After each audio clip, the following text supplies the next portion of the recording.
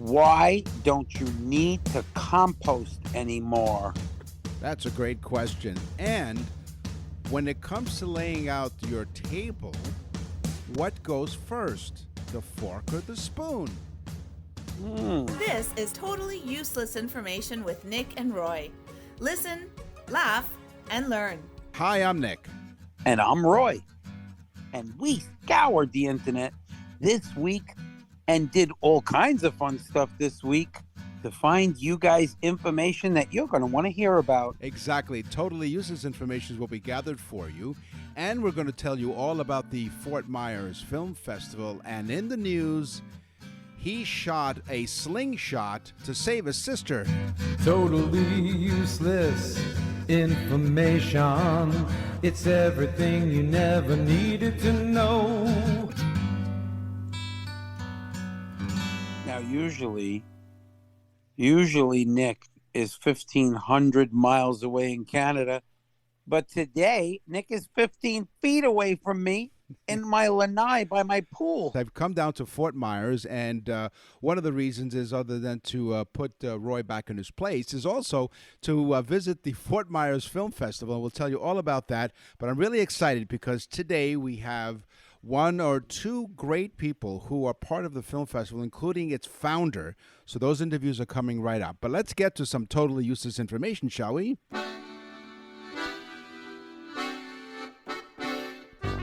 Willkommen, bienvenue, benvenuto, bonjour. Welcome to Customs and Traditions with Nick and Roy. Yeah, I'm going to give you my teaser right off the bat because why wait? So when you're setting the table, you know, there's a certain way for you to set the table. And there's certain flatware etiquette that needs to be followed. And it's laid in on the table in order of use. So, for example... Flatware sounds like your girlfriend in high school. Oh, come on now. She developed eventually. The placements of this flatware is it starts on the outside of the place setting and moves inward towards the plate. Because of the majority of people are right-handed, the wrong people, the knife and spoon are laid on the right side of the place setting, and the fork is on the left. This way, us lefty people can stab you. Now, with an uneven... Now you're thinking, okay, what if I have a cocktail party that has an uneven number of people? Well, this is what you do. The odd number place settings are laid opposite the middle of the even number place settings. Got that? Mm-hmm. Mm-hmm. That's right. Yeah. Okay. Yeah, right. Right. Now it's your turn to talk. I mean, that's how it works with a show. Oh, that's it? That was the end? That was the end. That's all you need to know, right? Oh, I'm sorry. Next time, please say wake up. Okay, wait. No, we're not. We haven't done dreams yet. We're talking about customs and traditions. It's so funny. You said your girlfriend from high school eventually developed, and I spoke to her last week, and she said, "Has Nick ever developed?" Oh boy, yeah, exactly. See, I have a photographic memory, but it's still being developed. In Asia, if you slurp your food, it is considered great food. Really? Yes. The better the food tastes, the more you want to slurp it as a compliment. But here in North America, that's rude. That's disgusting sounding, actually. Well, wait, it gets even better. If you burp, it's considered the ultimate compliment. Okay. So first you slurp it, then you burp it. It's like a song. First you slurp it, then you burp it. Okay, has a kind of nice ring to it. Now, what happens if the expulsion of gas happens from the south, not the north? Oh no! If you slurp it, burp it, and fart it, it's not good. No, it's not. At least not for your co-dinner guests, anyway. I guess that would be slurp it, burp it, and chirp it. We're starting a new trend here. The Festival of Scrambled Eggs in Bosnia. I don't know. Are you a fan of scrambled eggs? I'm not even a fan of Bosnia. Oh, come on. They're nice people. No. Well, the Scrambled Egg Festival? Yes. In Zenica, Bosnia, they marked the start of the spring season with an unusual tribute to scrambled eggs known in Bosnia as Cimburi Jada. Cimburi Jada. You got it. They start with the large breakfast of eggs cooked in a large pan in a city park near the river. Then they spend the rest of the day partying, barbecuing, and jumping into the river. Because why not? Ah, yeah, but they have to wait 20 minutes after they eat to jump right. in the river. Yeah, that's what's suggested. Wait at least 20 minutes before you jump into the river after eating lots of scrambled eggs in Bosnia. Let me ask you a question. Do they scramble the eggs before or after they jump into the river? Well, they slurp it, then they burp it. And they chirp it. And they chirp it. And they have water bubbles in the river. Wow. I love this one coming up. Mexicans eat 12 grapes at midnight on New Year's Eve. One grape for every month for the new year to give them good luck. I was wondering what the significance of the number 12 is, but that makes sense. Yeah, 12 grapes. It's a Mexican custom for New Year's Eve. We have a custom here in the United States. It's called getting completely hammered. Yes, and they get hungover the next day. Now, there's some households where it's considered to be rude if you wear your shoes inside the house. I was going to say something to you now that you're down here. Oh, no, sorry. Did I have to take off my shoes? Yeah, please don't. That's right. It all depends on your foot hygiene. The rules about wearing shoes in the house varies from region to region around the world, but it is considered rude and offensive in many northern and eastern European countries. Oh, to take them off? It's considered rude to be wearing the shoes, so you need to take the shoes off. Not all Americans, as I sit here in America, not all Americans wear their outside shoes inside someone else's home, but it is common. So sometimes they'll bring their own inside shoes, so they'll take off the outside shoes at the door, and as a courtesy, they'll put on shoes, but they're inside shoes. You're not bringing all that dirt and grime and all that garbage inside. Right. We have specific shoes because we're a wealthy country. Oh, very much so. We have shoes for every occasion. That's in right. fact, sometimes we actually wear our shoes on our head on New Year's Eve when we get hammered. Yes, that's been known to happen once or twice only, but I apologize. Yes. You won't see the engineer that slams the Nissan Rogue's door 13,920 times, or the corrosive chamber that simulates 15 years of life in 5 months, or the Rogue heat-baked for over 300 combined hours. What you will see is a vehicle that can take punch after punch and keep rolling. Nissan, #1 in new vehicle quality among mainstream brands by J.D. Power. We put it through the worst, so you get its best. For J.D. Power 2025 U.S. Initial Quality Study Award information, visit jdpower.com/awards. Awards based on 2025 model year. Newer models may be shown. But, this is so funny. We don't think about it, but language is technically a custom. Oh, okay. Because you live in a country, you have a specific language. That is your custom to speak that language. So, how many languages are there around the world? Now, this is not exact because there are some languages like in the Philippine Islands that there's like 6,000 islands and each island has some sort of different crazy dialect. Right. But technically there are 6,000 known spoken languages around the world. 6,000. Well, speaking of countries around the world. Sucks to be a UN interpreter, I'll tell you that. It does. Well, in the city of Toronto, which I normally reside, but today I'm sitting here in Fort Myers, Florida. Beautiful Fort Myers, Florida, I might add. You have a really beautiful city here. Is this considered a city? Is Fort Myers a city? What is it? Is this considered the epicenter of the world, Nick? It probably is. Well, don't worry about it. Where I normally live in Toronto, it's the center of the universe, so we're close. I'll see your world and raise you a universe. So how many languages get back to this? Okay, what was I saying? Yes, okay. In Toronto, there are easily, at least at last count, over 160 different languages spoken in Toronto. There are many, many cultures that reside in the city of Toronto. Now, and soon you will learn what we did and build a border fence. No. No, we are welcoming people. In fact, Toronto, translated from the original language, means meeting place, the place to meet. Oh, so come to Toronto. Is that true? It is true. And so we are in 70 different countries on this program. So thank you to everyone who listens to us around the world. We are a global podcast, 70 countries around the world. We're on the iHeartRadio Talk Network in Canada and coast to coast to coast. And people ask me, well, just the other day, we were recording some of the interviews you're going to hear from the Fort Myers Film Festival, and they said, "Wait, boy, do we have fun? We have fun with that? They asked me, are you stuttering when you say in Canada it's coast to coast to coast? No, it's not. We have 3 coasts in Canada. Do you know what they are? Nobody understood that. Yeah. Nobody understood when you say The- coast to coast to coast. They don't get it. And Atlantic. they were quite shocked. We gave them some useless information. Well, that's that what we you do. have 3 coasts. We And- we were on location, and people were wondering, first of all, you look like that? And then we said, yes, we do, and we apologized. Speak for yourself, Nick. So, well, do you know what the coasts are then? Yeah, you said it. The Atlantic, the Pacific, and the Adriatic. What did you say? Arctic. Arctic. Yeah, Arctic, they're 3. They're Canadian That coastlines. shows how much I listen to Nick, folks. That's right, exactly. Everybody else seemed pretty interested. But you know what? You are interested, and we thank you for that as you're listening to Totally Useless Information with Nick and Roy. You won't see the engineer that slams the Nissan Rogue's door 13,920 times, or the corrosive chamber that simulates 15 years of life in 5 months, or the Rogue heat-baked for over 300 combined hours. What you will see is a vehicle that can take punch after punch and keep rolling. Nissan, #1 in new vehicle quality among mainstream brands by J.D. Power. We put it through the worst, so you get its best. For J.D. Power 2025 U.S. Initial Quality Study Award information, visit jdpower.com/awards. Awards based on 2025 model year. Newer models may be shown. Down the garden path with Nick and Roy.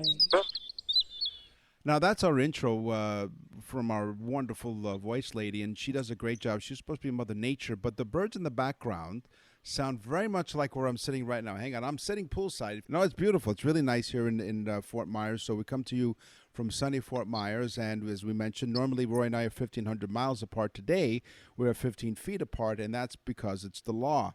So here's some gardening stuff. Down here in Fort Myers, if you're a Canadian, you have to be 15 feet away from any American. It's the law, Canadians, It just is. so you know. It is. Stay away from the crazy people. Okay, so daisies are weeds. We all love daisies, right? You ever pick daisies? They're beautiful flowers. But No, Nick, I haven't, but go ahead. I'll trust you on this Well, one. so Bouncing through the daisy fields with no shoes on. Yes, exactly.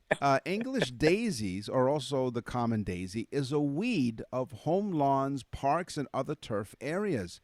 This species is often found growing in moist, fertile soils and in full sun or partial shade.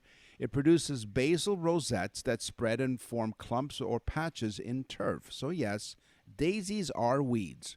Attention, people that have garden fences. Okay. This is a special information that you need to know about. Your fence is normally going to be between 5 and 6 feet around the garden area. Well, guess what? Deer can jump over 8 feet. So if you're finding a lot of eaten items in your garden area, chances are the deer are just jumping into the garden, eating what they want, and then jumping out. You must have at least an 8-foot fence to clear so that the deer cannot clear and get into your garden. But 8-foot fences are a little bit more annoying to look at and harder to find. So there are some other ways. You can put wind chimes because deer seem not to like them very much. Mm-hmm. And also automatic lights that'll go on as the deer approaches the fence will scare the deer away. I know that anytime a light is shined on Nick, he gets very nervous and runs away as well. That's right. It is. And, that was a rude way to wake me up last night, but it's okay. He shone a light on my face. Boy, it sounds like, that sounds like the beginnings of a country song. He shone the light on my face. Yeah. My dog ran away with my wife. And the deer can jump, I remember saying to Nick to jump. We were up on top of this very high building, the Luminary Hotel, doing the interviews. And I was like, jump. On your mark. So up in Canada where I reside, they have the Canadian Tulip Festival. In Ottawa, the nation's capital, the Canada Tulip Festival is surely the most colorful event in the country. The festival features, get this, 100 tulip varieties spread across 120 flower beds at about 14,000 square meters of blooms. And if you're thinking, well, how big is that? Think of 9 NHL arenas, okay? And this 9 NHL arenas. There's 14,000 square meters where these tulip beds are spread across. Now, this tradition started as a gesture of heartfelt thanks. During World War II, Canada was a safe haven for Dutch Princess Juliana and her children. So Princess Margaret was born in Ottawa Civic Hospital. And in 1945, the Dutch government sent 100,000 tulip bulbs to Canada to express their gratitude. Princess Juliana followed suit, donating an additional 20,500 bulbs the next year. And so this very rich tradition of the Canadian tulips was born because Princess Margaret was born in an Ottawa hospital. Oh, wow. Yeah, folks that listen to the show know that I'm a musician. Yes. And every musician has some crazy thing that they do, and I play keyboards, so it's all about placement. It all depends where you put the G clef. We like to call that the G spot, Nick. Yeah, well, wait a minute. What instrument do you play? The keyboards? Do you play guitar? I play guitar and keyboards. Okay. And on your guitar, do you have a G string, or are you wearing it right now? I'm wearing it. Oh, yes. That's what I thought. Yeah. You can never get enough. Yeah. By the way, wind chimes and wearing a G string is another way to scare away the deer. Exactly. Nick and a G string pretty much would scare away anything. If there's an alien attack, I'm going to stick Nick right up in front with a G string on. The aliens would be like, "We cannot win. We give up." Awesome. Okay, hippies. Tree-hugging hippies, listen up. Yeah. You do not need to compost anymore. This was my teaser. There is absolutely no need to compost. If you use eggs, if you cut up vegetables, banana peels, coffee, etc., anything degradable like that, you take it, you chop it up as much as you can. You don't have to go crazy. And you spread it around the soil around your plants. You do not need to compost it. The nutrients will work their way into the soil all on their own just from rain or watering. Okay. That's almost useful information, isn't it? I don't know. I mean, I don't want to do it. That's a mess. I just declare that useful information. I tend to just take all of my garbage and rubbish like that and throw it on the tree-hugging hippies. Yes. And then you wind up calling them rubbish. Or I wait for Nick to do a comedy routine and just pelt them with tomatoes. That's right. That's how they come up with dirt and rotten tomatoes. They were thinking of me. Now, let me give you some more information about the tulip, because the tulip, with the history that I told you, the rich history of the tulips in Ottawa, the tulip is the official flower of Ottawa. In 2000, is it?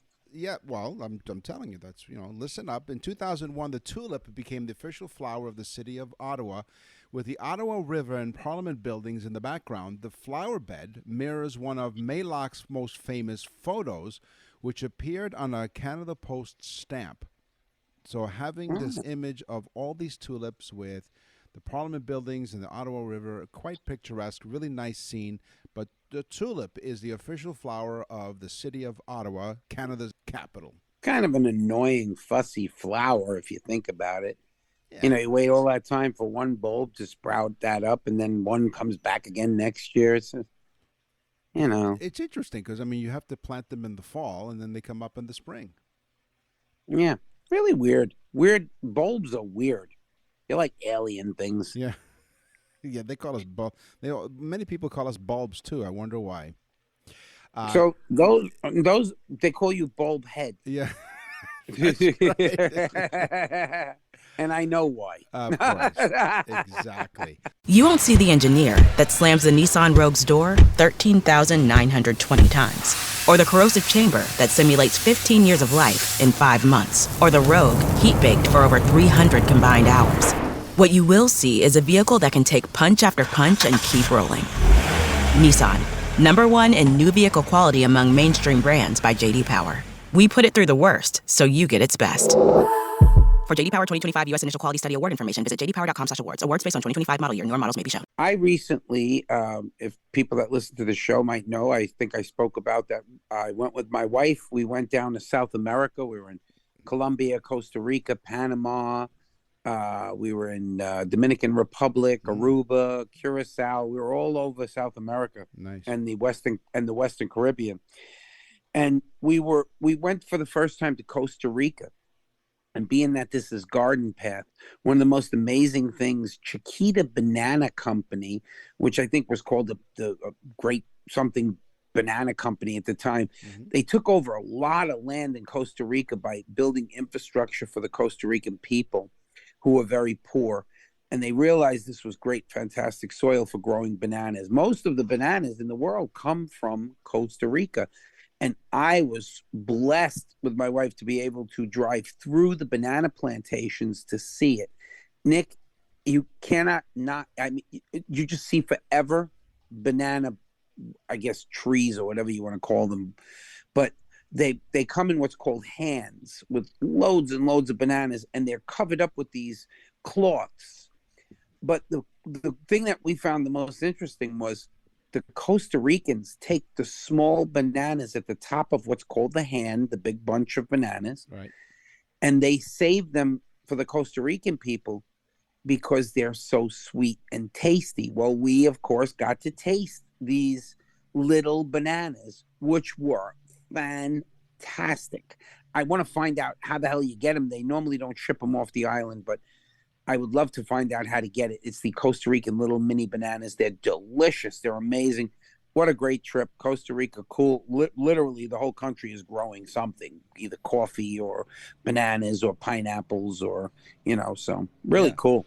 Well, yeah, it sounds like really like a lot of fun. And I know you visited other places on that cruise, so we will hear more all about that. So you go to our website. Okay, I want to tell them about the website, Nick, to go to nickandroy.com and tap onto the Nick and Roy store. Why? And see all the crazy stuff that we have there. And we're not just trying to sell you stuff. We have the birthday messages, which are unbelievable.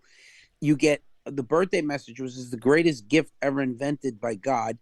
And then on top of that, you also get a free year of our newsletter and a free year of the newsletter for the person that you gave the birthday to. That alone is like $40.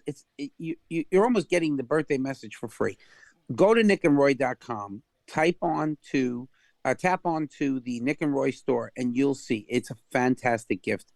People will talk about it. It'll be the best gift you ever bought for anyone. We're really generous people because normally 12 issues of the Totally Useless VIP newsletter is $19.95 for the 12 issues. But because, like Roy mentioned, because if you order a birthday or anniversary message for that matter, because we do those as well, you as well as the recipient of that gift will receive a complimentary 12 issues of Totally Useless Information VIP newsletter. And that's all you have to do is go to our website, which is nickandroy.com.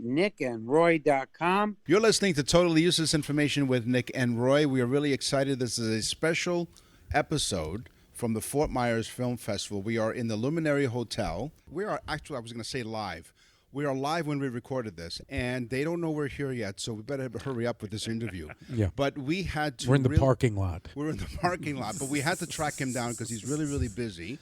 We have the founder of the Fort Meyers Film Festival. He's world-renowned. What? People know him everywhere. Yes. Because of posters it's a wanted poster. That's right, exactly. You can find them in every post office across People know America. him everywhere because that's what it said on his bio. People know me everywhere. Eric Raditz, welcome back to Totally Useless Information with Nick and Roy. Yeah. What a pleasure. Thanks for coming to Fort Myers. You guys, this is a cool place to live now. Yeah. When are we going to get you to move here from Canada, eh? As soon as the statute of limitations runs out. Yeah. And when they figure out, see, I'm part of the witness protection program. Here's the thing. I didn't change my name. It totally throws them off. That's true. Right? What was your original name? I can't tell you that. Oh, come on, Nick. Eric, first of all, now when we talked to you a while ago, a few weeks ago on our show, we talked about the film festival that's coming and all the things that you have to do to make sure it happened. But here we are in the middle of the film festival. How are you feeling, man? I'm so excited. You go to some of these events in town and around town and throughout the different places on the planet that are really hyped. Some of these nonprofit events that make a lot of money for a lot of good causes, especially in town, you go to them, you spend $200 to get a plate of kind of rubbery chicken food, and then the whole night they ask you for more money. And it's good because it helps people. And everyone's like, this was great, and it was, but it was terribly boring. This festival actually has a lot of exciting things going on, and I think it's the most exciting thing that's happening in Fort Myers every year. This is the 13th annual Fort Meyers Film Festival. We have films. We have filmmakers coming in from all over the world. We've got parties. We've got great food. We've got DJs, music, and the smartest people on the planet come here, like you two, who are the smartest people on the planet. Well, I think Nick is one of the. I don't know about Roy so much, but No, 100% not. No, but wait a minute. See, I didn't make a film like Roy did, so I mean, I might be smarter. Well, I was going to double down on what Eric said, and having done a film and been involved in film festivals, this is a different film festival. It has a totally different vibe. Why? Why is it? What is it about this film festival that's different? Eric? It's. I think that it's more of the fact that he put it together as a film festival for people. It's really about people. The showings where the community is involved every week on what do you do on Mondays? yeah, we do Independent Film Festival, a live film series hosted by myself and the lovely Melissa DeHaven. And you're right, but it is about people. Film festivals, like organizations, like companies, like baseball teams, like radio podcasts, develop personalities based upon the people who are powering them. And I kind of think that a lot of the folks here are kind of cut from the similar cloth. They are interested in the entertaining aspect of filmmaking. They are interested in passion projects that makes a difference in various causes. They're interested in finding and meeting interesting and intellectual people who are intelligent and care about the planet and care about causes and care about making a difference and caring about helping people and helping save lives. And it seems like too much, but it's all true. And you're right. It is about the people, and it's about the power of filmmaking. So it's the people who chose the films in this film festival. Is that what you're telling us? No, the people didn't choose it. I chose the films, man. Right. Do you not know how film festivals work? Yeah, they put money in his pocket and then he picks the films. This is the way it worked. That's how he did it with me. Well, when we talked to you the last time, That was just you, Roy, because your film sucked. wait a minute. No, you said it was a stroke of genius. No, that's right. No, you suffered a stroke. Yeah. You felt like you suffered a stroke. That's No, I pretty much called it. Roy a stroke. That's what I Yeah. called him. Jesus. Okay, so you told us that I asked you about when you read scripts. Wait a and second. what You helps- brought up Mr. Haviland, did you not? Who's Mr. Haviland? Mr. Haviland, I said. No. Wait a minute. I was in the middle of a question. What? I was in you the middle of a have, question. have a land. Wow. We have landed at the Luminary Hotel, dude. How high are you guys right now? Can you smoke weed in Canada? It Nick? is legal, but It's- I haven't no, touched it's it. bad. But Let it's me a- tell you, I was in Toronto. You walk in the streets, you think it's here. Oh, It's come on. practically legal, but there you just buy it. And everybody's stoned. I Is went to there- get a cup of coffee. The guy dropped it on me. I want to see the documentary on the cool Canadian drug that makes Canadians so damn cool and nice. Yeah. Is there some They're not drug nice. that They we don't- just Is apologize. there a secret Canadian drug, or is it just maple syrup? It's the cold weather is what it is. We're so cold that we need to hug each other, not because we love each other, because it's for body heat. Wait, you don't love To each keep us- other? Listen. So that's inauthentic? Let me just tell. I had such stop. Keen. Canada is a beautiful country. Okay, It's Toronto very has beautiful. 4 seasons, my friend. 4 Cold, seasons. cold. Maple Colder, syrup. No. coldest. 3 months of cold and 1 season of pork skating. No, Pork we skating? have- They skate on what? Pork rinds? Do they use those That's instead a of club, skating? actually, in New York. Hey, listen, I told you. Pork skating. What do you call a pig who goes to one of those massage parlors? Pulled pork. That's what he told me. the Oh, other day. this is Oh. wrong. This is wrong. Thank Now, God for editing. Let's get. Who says I'm going to edit this? This is live to tape. You won't see the engineer that slams the Nissan Rogue's door 13,920 times, or the corrosive chamber that simulates 15 years of life in 5 months, or the Rogue heat-baked for over 300 combined hours. What you will see is a vehicle that can take punch after punch and keep rolling. Nissan, #1 in new vehicle quality among mainstream brands by J.D. Power. We put it through the worst, so you get its best. For J.D. Power 2025 U.S. Initial Quality Study Award information, visit jdpower.com/awards. Awards based on 2025 model year. Newer models may be shown. Eric, the last time we asked you, when you read a script, what helps take that script and turn it into a film? Roy said $100 in each page. Right. That's not true. No. For some people, there's probably a way to buy your way into making a film. Yeah, I mean, you ask the right person to read a script, and if it's bad, they'll still do it. But those people are terrible people. Right. Yeah. I agree. You know, and especially independent film, a lot of these people are making films because they're tied to a project. They have a cause. We played a film this year, and it was actually about sarcoidosis. Steve Hilfiger did a documentary about Bernie Mac, who died of sarcoidosis, and he. And What is sarcoidosis? It's basically it's a type of disease that takes organs and makes them not function properly. And I have that, but I have these little blue pills that take care of that problem. You've got sarcoidosis of the Netherland. Of the nether region, yeah. Roy heard nether region. He thought he had to call his travel agent. No, the nether I thought it was region affecting your brain, but wait, you don't have one. He's sitting on it. Totally useless information with Nick and Roy is what you're listening to, in case you were wondering. Eric Raditz is here, the founder of the Fort Myers Film Festival. How much sleep did you get over the past 3 days? 4 hours. Total. Yeah, but it's fun, exciting, exhilarating. No, I'm averaging about 3 hours a night. Right. Is that more than usual? Like if you're not The doing man has a suit jacket on with like 8 cans of Red Bull sticking out of every pocket. Hey, that's not Red Bull. It's bull is what it is. It's just bull. Yeah. So 3 hours during the film festival. When you're not film festivaling, Right. Yeah. how many hours would you normally get? I get 8. Okay. I'm getting a good 8. He's got to get his beauty sleep. Something's got to help I him like out. sleep. Sleep is fun, but there's It is. plenty of time to sleep when you're dead. That's what they say. That's what That's they tell true. us. So- That's true. So what's next? So after this film festival Right. is done, it ends on May the 21st. Okay, that's when the film festival ends. So then what's next? Do you start planning next year's film festival? Or do you take a couple of weeks off? What happens I take next? a couple weeks off. Yeah, you know, each film festival I've decided we bring fresh filmmakers with fresh projects, and it's so exciting because it's a nice blend of interesting people, and it's almost like it's kind of it gets you a little bit, you know, high a little bit. Just the excitement that comes with knowing that we're making a difference with films. Yep. We're meeting filmmakers that are going to do big things, that have gone on to do big things, and that are really cool. And then you have to kind of just like sit back and I think, decompress a little bit. And You know, probably let me tell you exactly what happens. When the film festival is over, Eric takes his duffel bags of money to the Cayman Islands. yeah, and I buy lots of drugs and I sell them. Giving the wrong impression.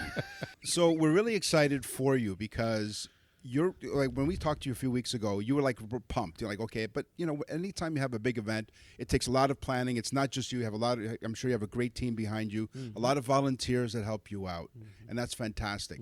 So will this be Eric Raditz's legacy that he is the guy who? I hope It not. already I is. hope not. It already is his I'm, legacy. I must be destined for better You come things to than Fort just Myers, this. you say his name, and everybody No. knows who he He said is. he's destined for better things than what? This show? This Well, program? definitely this show. You but say I his think- name at the police department, and everybody knows who he is. Exactly. Dude, I'm gonna He's say exposed himself to be a wonderful guy. emotionally. Emotionally. No, he's been in photography before, as we mentioned, and you know when he's talking about exposure, that's not what he meant.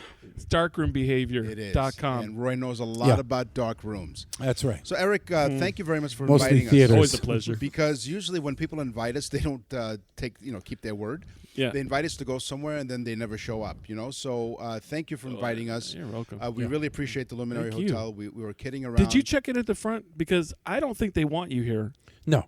But we were looking for like the swag In that bags. case, Do we you better give end- us underwear as well? Hold on. Can I have some of that underwear? Since the very time is very limited, we need to end this conversation right now because the Luminary Hotel is about to kick us out. Yeah, But in the security meantime, guards. Not that on we his don't way. love you, but let's move on to someone else. Congratulations. All Love you kidding. guys. It's always a pleasure to have you here. Enjoy the Fort Myers Film Festival. Thank you, Eric Raditz, the founder of the Fort Myers Film Festival. Thank you for joining us on Totally Useless Information with Nick and Roy. Love you guys. Give me some of that underwear. Bye. You won't see the engineer that slams the Nissan Rogue's door 13,920 times, or the corrosive chamber that simulates 15 years of life in 5 months, or the Rogue heat-baked for over 300 combined hours. What you will see is a vehicle that can take punch after punch and keep rolling. Nissan, #1 in new vehicle quality among mainstream brands by J.D. Power. We put it through the worst, so you get its best. For J.D. Power 2025 U.S. Initial Quality Study Award information, visit jdpower.com/awards. Awards based on 2025 model year. Newer models may be shown. You're listening to Totally Useless Information with Nick and Roy. Listen, laugh, and learn. What's in the mailbag? What's in the mail? My email today, my mailbag comes from Lisa from Detroit, Michigan. Dear Nick and Roy, we'd love listening to your show every week. We listen to you on the radio in Windsor, which is our station CKLW, by the way, which is on the iHeartRadio Talk Network. She says we stay up late to listen to it because we're on at midnight on across the country, and in some markets we're on a second time because they can't get enough of us.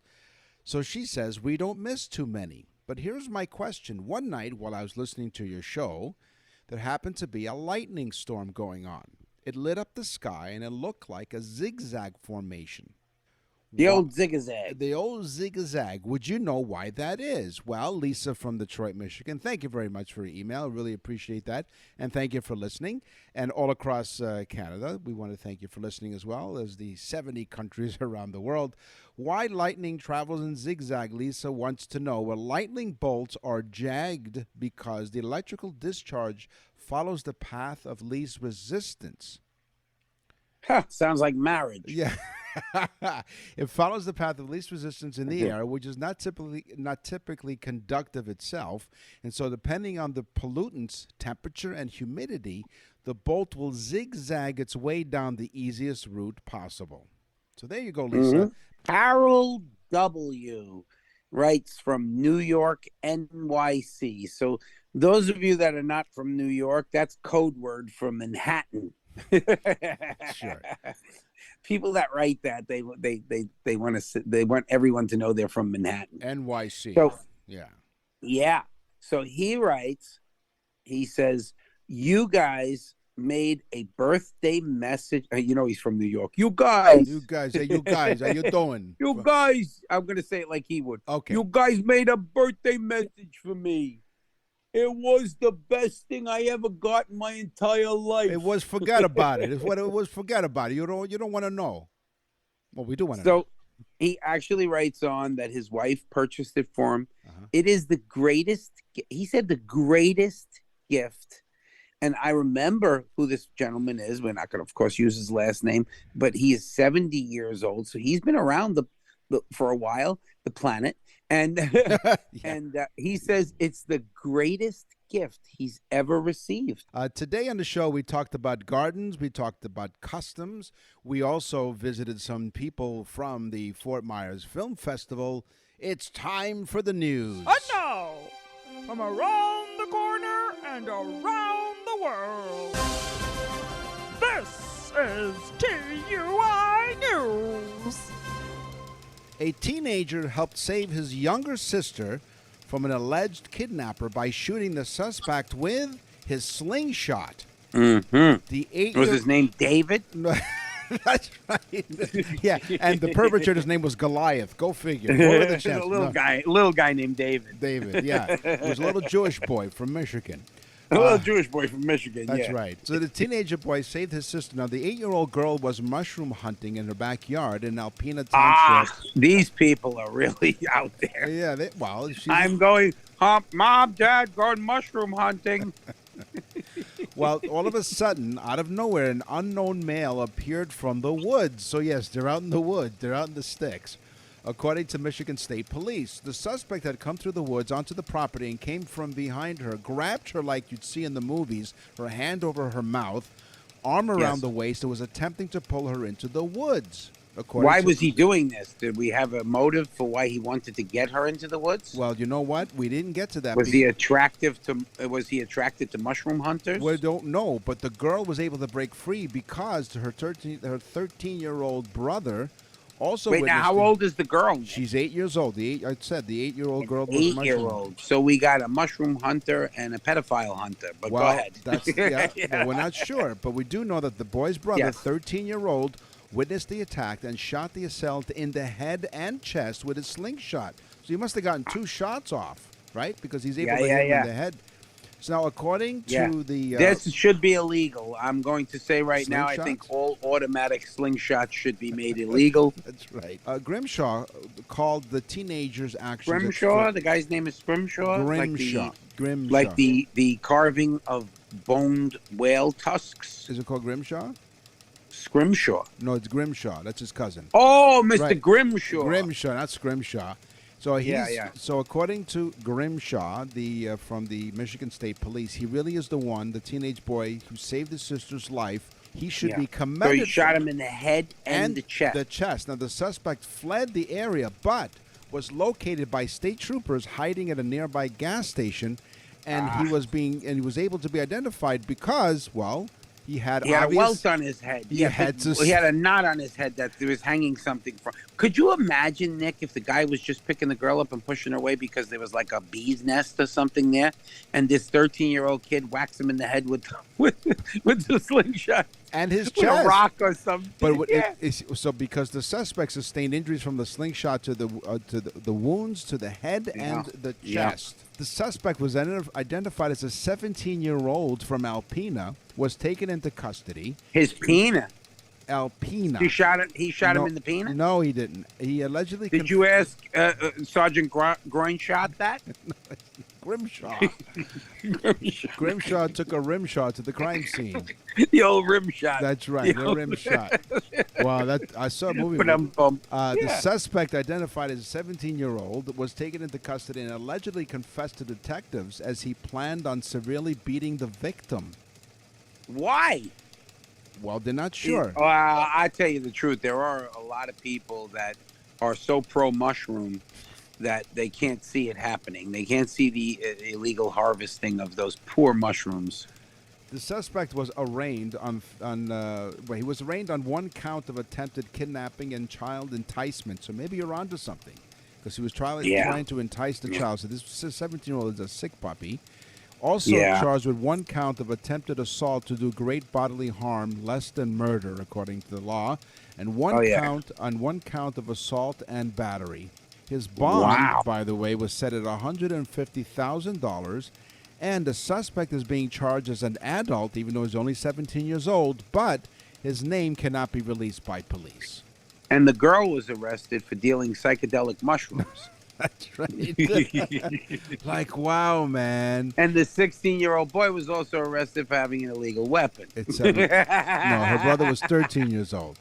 They all went to jail happily ever after. Hey, speaking of happily ever after, we are done with this episode of Totally Useless Information with Nick and Roy. Didn't we have fun? Didn't we have fun at the Fort Meyers Film Festival? We had a great time. In fact, we had so much fun that we're not only going to share some highlights with you. We shared some today. We're going to share Speaking of highlights, we went to a party. Oh, yeah. Yeah, that we can't. We have to wait for our lawyers to get back to us on that one. But we'll just say that we were well behaved before we got there. We want to thank Eric Raditz, a really fine host of he's the founder of the Fort Meyers. He's not fine, but okay, whatever. He's all right. He's so fine. He's the founder of the Fort Meyers Film Festival. Thank you so much for being such a great host. We talked to him today. We also are going to feature a few more of the filmmakers from the film festival. That was alliteration there for you. We're going to feature some film festival fifi. Thank you for joining us. And so until next time, tell somebody else, because I'm going to tell you, we're 70 countries. We can always use 71 or 72. Thank you so much for listening. It's because of you that our show is such a success. I'm Nick. And I'm Roy. And yes, thank you very much for listening. Totally Useless Information with Nick and Roy is a production of nickandroy.com. Visit nickandroy.com to access the full library of episodes, or wherever you get your podcasts.